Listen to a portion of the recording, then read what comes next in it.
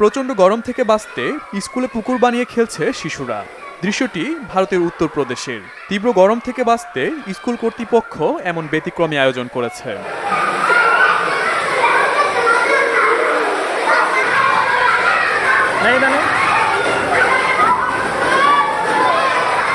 तो हम लोगों ने क्या किया कि कुछ एक ऐसा इनोवेटिव आइडियाज करते हैं जिससे बच्चे अट्रैक्ट होकर स्कूल में खुद आ जाएं।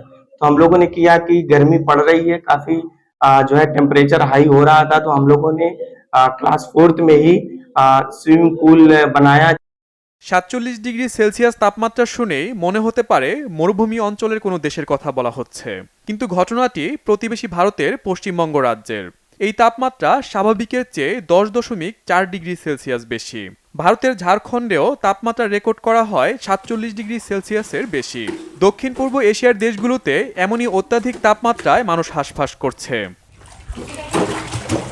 কয়েক সপ্তাহ ধরে বাংলাদেশের পাশাপাশি ভারতের বেশিরভাগ এলাকা তীব্র তাপদাহে পুড়ছে। ইতিমধ্যে ইতিহাসের দ্বিতীয় সর্বোচ্চ উত্তপ্ত এপ্রিল মাস পার করেছে দক্ষিণ ভারত, আর উত্তর পূর্ব ভারতে ভেঙেছে 51 বছরের record.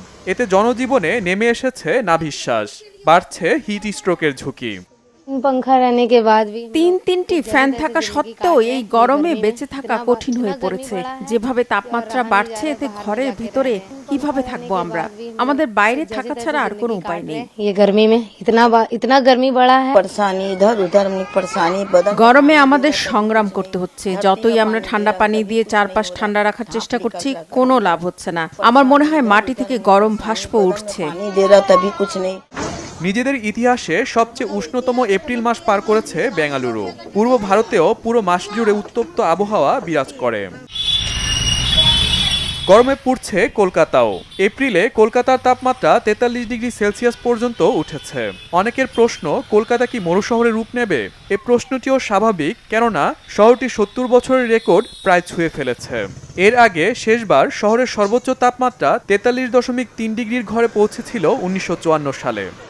Severe heat wave conditions are persisting. এখানে 15 এপ্রিল থেকে তীব্র দাবদাহ দেখা যাচ্ছে। 15 এপ্রিল উড়িষ্যা ও 17 এপ্রিল থেকে বাংলার তাপমাত্রা বেড়েই চলেছে। এটি সময়ের সাথে সাথে অসহনীয় হয়ে উঠেছে। More over Bengal, Gangetic West Bengal. गर्मी में लस्सी पी रहे हैं थोड़ा। এখন গ্রীষ্মের মৌসুম, তাই গরম থেকে কিছুটা মুক্তি পেতে আমি লাস্সি খাচ্ছি। আপনি দেখতে পাচ্ছেন কতটা গরম। আমরা আগে জুন এবং জুলাই মাসে যে তীব্র গ্রীষ্ম দেখতাম, ইতোমধ্যে সেই গরম অনুভূত হচ্ছে। আবহাওয়াবিদরা বলছেন মে মাসে ভারত জুড়ে বৃষ্টির সম্ভাবনা আছে, তবে লা নিনা জলবায়ু ধরনের কারণে এবছর জুন জুলাইয়ের চেয়ে